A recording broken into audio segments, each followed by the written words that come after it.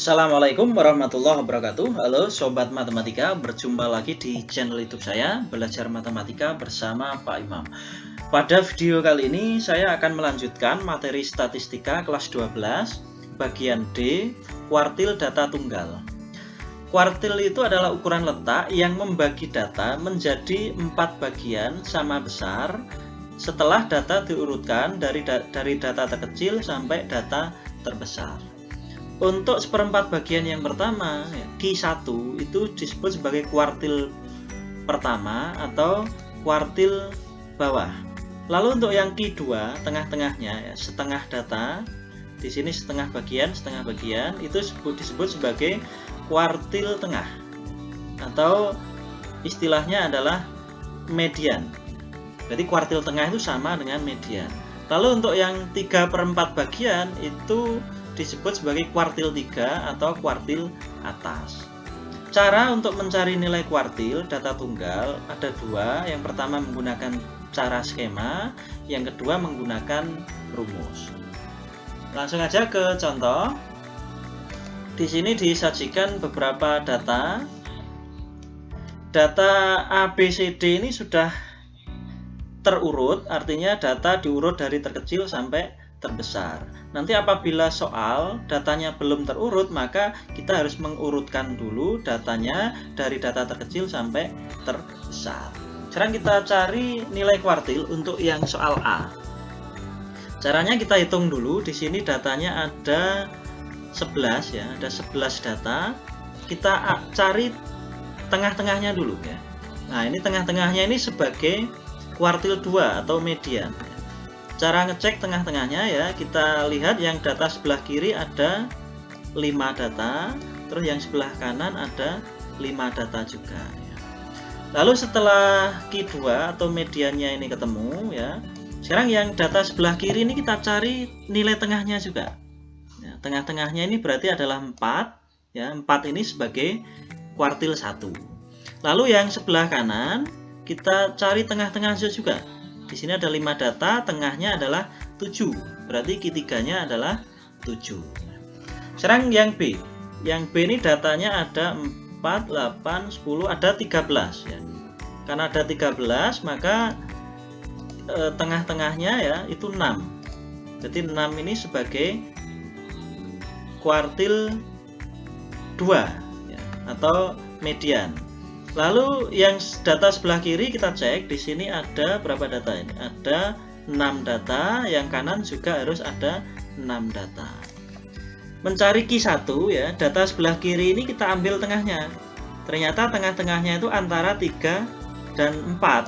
Berarti Q2-nya, Q1-nya itu adalah 3 tambah 4 bagi 2 ini. Kita cari rata-ratanya, 3 tambah 4 bagi 2. Ketemu 3,5. Jadi Q1 atau kuartil bawahnya 3,5. Lalu untuk data yang sebelah kanan, di sini juga ada 6 data. Tengah-tengahnya antara 7 dan 8. Berarti Q3-nya 7 tambah 8 bagi 2. Ya, ini ketemu 7,5. Jadi kuartil ketiganya adalah 7,5. Sekarang untuk yang C, ini karena datanya ada genap ya, ada 3, 6, ada 10 ya, maka mediannya atau kuartil tengahnya itu antara 6 dan 8 ya. Ini sebagai Q2 ya, berarti Q2-nya 6 tambah 8 bagi 2 ketemu 7. Jadi nilai kuartil tengah atau mediannya adalah 7. Sekarang kita mau mencari kuartil bawah dan kuartil atas. Kita lihat dulu, data sebelah kiri ada 5 data, sebelah kanan juga ada 5 data. Berarti karena ini ganjil ya, karena data yang sebelah kiri ini sebanyak 5 ganjil, maka tengah-tengahnya adalah 5. Lalu yang sebelah kanan ya ada 5 data, tengah-tengahnya berarti 9 ya. 5 ini sebagai Q1, kuartil 1, dan 9 ini sebagai Q3. Sekarang yang D, di sini ada 3, 6, 9, 10, 12 data. 12 data berarti tengah-tengahnya atau Q2-nya itu antara 6 dan 7 di sini. Ini Q2-nya. Lalu untuk Q1 ya, data sebelah kiri kita cari tengahnya juga. Di sini ada 6 data. 6 data berarti tengah-tengahnya di sini. Lalu untuk yang sebelah kanan itu juga ada 6 data, berarti tengah-tengahnya di sini.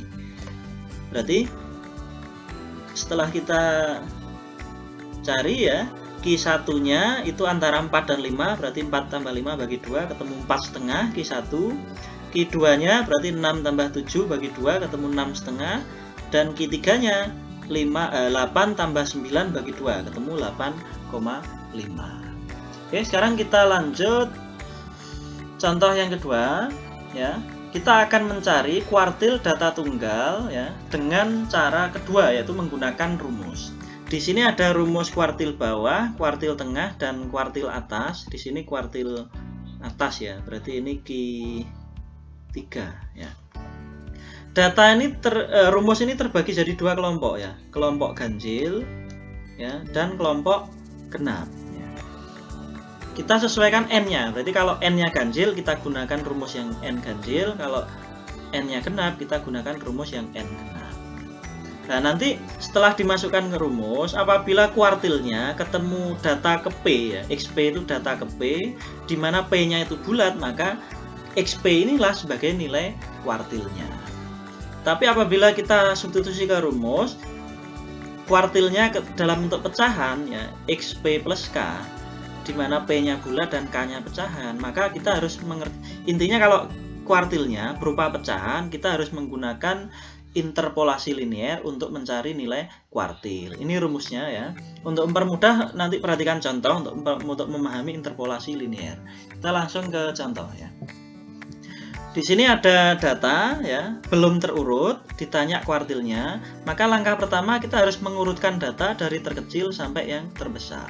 Di sini ada X1 itu berarti data ke-1, X2 data kedua sampai data ke-13. Jadi N-nya ada 13. 13 itu N13 itu adalah ganjil, maka rumus Q1, Q2, Q3 kita menggunakan rumus yang ganjil. Oke, langsung aja untuk mencari Q1 untuk N ganjil berarti rumusnya X seperempat kurung N plus 1. Nah, di sini ini ya menggunakan rumus ini. N-nya kita ganti 13 ya, dari sini ganjil 13 tambah 1 14 bagi 4 ketemu 3,5. Karena X 3,5 ini kan pecahan, berarti masuk yang ini. Berarti kita harus mengerjakan dengan interpolasi linier untuk mencari nilai kuartilnya. Oke, kita cari interpolasi kuartil dengan interpolasi linier. Caranya ini mudah ya. Kalau di sini X 3,5 maka kita pecah X3 ya. Terus 0,5 itu kan setengah, berarti setengah data keempat dikurangi data ketiga ya. Cara mengingatnya mudah. Kalau di sini data ketiga, maka di sini yang dikurangi itu data setelah data ketiga, yaitu data keempat dikurangi data ketiga. Kalau kita perhatikan data ketiganya kan 3 ini. 3, data keempatnya itu adalah 5. Berarti data ketiganya 3, data keempat kurangi data ketiga berarti 5 kurangi 3 di sini. 5 kurangi 3 kan 2. 2 kali setengah 1. 1 tambah 3 berarti 4. Jadi nilai kuartil bawahnya adalah 4. Sekarang kita mencari kuartil 2 atau median atau kuartil tengah. Interpolasi linier apa tidak ya, kita cek dulu. Di sini N-nya ganjil ya, Q2-nya N ganjil, rumusnya X setengah kurung N plus 1 ya. N-nya kita ganti 13, berarti 13 tambah 1 14 bagi 2 berarti 7. Ternyata Q2-nya adalah data ke-7 ya. 7 itu kan bulat, berarti masuk yang ini. Jadi langsung aja data ke-7-nya adalah 7. Jadi 7 ini adalah nilai Q2 atau kuartil tengahnya. Sekarang kita mencari Q3 atau kuartil atas ya. Untuk data N ganjil, Q3 itu rumusnya adalah X data ke-3/4 kurung N plus 1. 3/4 kurung N plus 1. N-nya diganti 13 ya. 13 tambah 1 kan 14. 14 bagi 4 3,5 ya. 3,5 kali 3 berarti ketemu 10,5. Nah, 10,5 itu adalah pecahan. Ya, berarti kita menggunakan rumus yang ini. Ya, kita harus menggunakan interpolasi linear untuk X 10,5. Ya.